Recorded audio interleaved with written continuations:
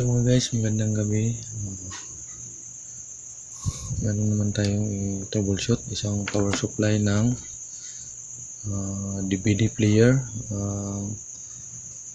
Brand is Major Platinum HD 10. Ito mga guys, ang pinag-supplyan nito. Ito mga guys, ang problema is bigla lang daw yung nawala yung power ang unit. At saka ito mga guys, nakita ko yan lumubo na yung isang capacitor. Ito mga guys, yan lumubo na. Ito yung nagdadala ng supply ng 5 volts at saka 3.5 volts mga guys. Baka ito yung dahilan nawala yung supply. Nagsashut off na yung ating unit. Ngayon i-troubleshoot natin mga guys.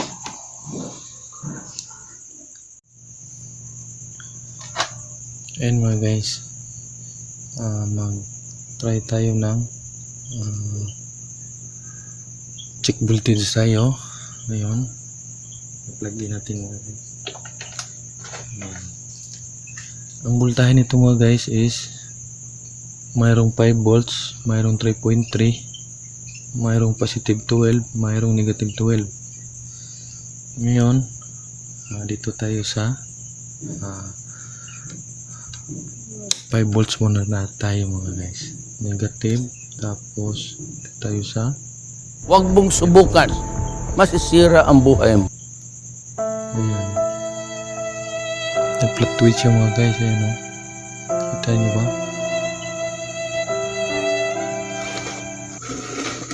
Oh no! Ayan. Ayan Oh no! connecting tester. Check ko yung ito yung 3.3. Ayan. Oh no! 5 volts. Ayan, gumalaw-galaw siya. Yung positive 12, ayan.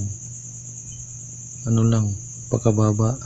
Oh no! Yung negative 12, tingnan natin. Negative 12. Ayan. Oh no!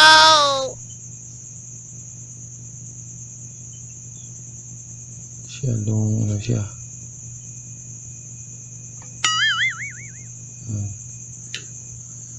Okay. Error talaga siya mga guys.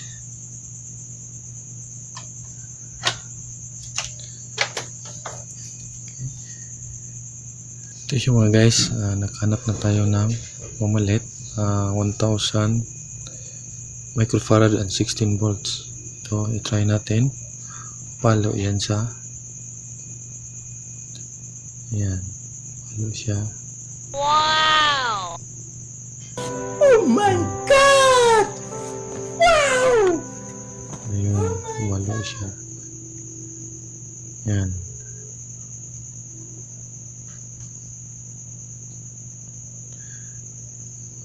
Okay, good siya mga guys.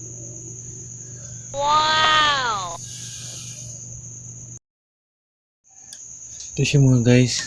Ito yung sira na capacitor. 1000 microfarad at saka 16 volts. Ayan. Ayan. At mayroon ding isang diode na Schottky bearer diode. Ito mga guys. Ang value nito is, or ang number is R3100. Ibig sabihin nito, diode na Schottky bearer diode, 3 amperes and 100 volts ang kaya nito mga guys. Ayan. Ito yung number. Ayan is R. Ayan. Is R3. Ayan, 3. tapos 1, tsaka 2 zero. Yan.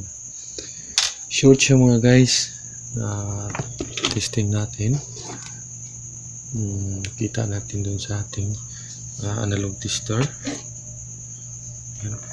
Nakasit tayo sa times 1. Ayan, point natin dito. Ayan, pumalo siya. Sampak, tapos baliktad natin. Ganun pa rin. At mayroon tayong pamalit. Ito, 3 amperes rin mga guys. Yung number. Ayan. Testing natin. Ayan. Ayan, ayaw pumalo. Oh my God! Tapos, baliktad natin. Ayan, pumalo siya. Okay. Ito yung palit natin mga guys. Ito yung okay. Ito yung sira. Short na siya mga guys. Okay. Ano lang natin mga guys. Ilagay lang natin sa motherboard niya. Pause lang na. Ito siya mga guys. Ayan. Napalitan na natin itong Schottky diode bearer. Schottky bearer diode. Ito. Tsaka itong isang kapasitor. Ngayon, ito yung sira, itong dalawa. Ayan. Kita natin na yan. Yun ang sira mga guys. Ngayon, try natin sa pag-plug in. Ito. Plug in tayo. Tapos mag-checking voltage tayo. Ayan.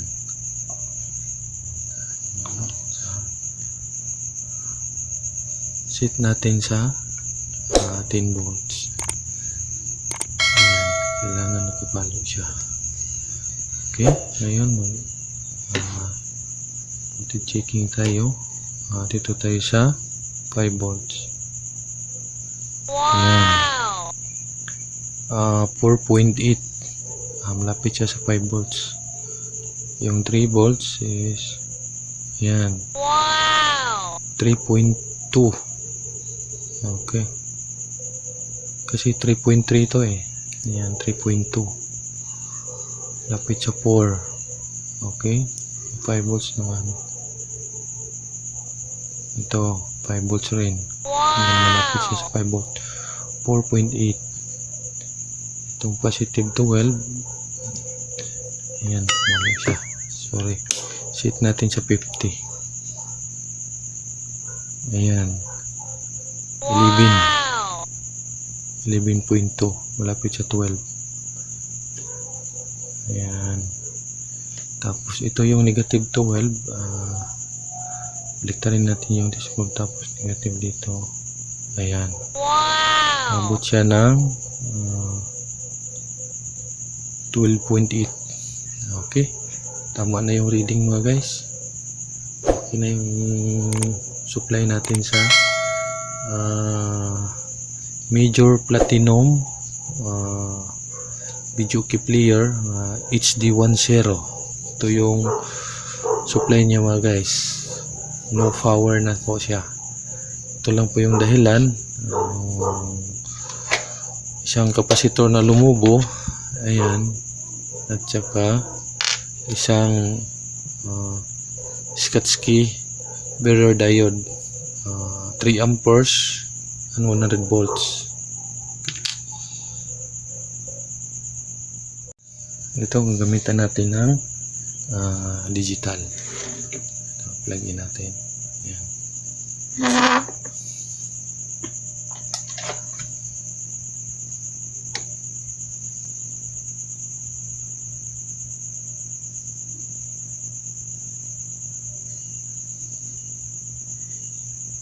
Ayan, 11.2. Tapos yung kabila is 4.8. Okay. Yung dito sa negative 12.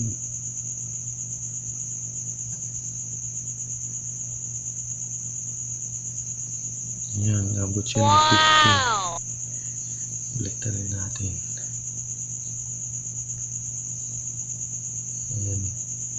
15.3. Saka yung 12, ayan, 11.5. Yung 5 volts, 4.8.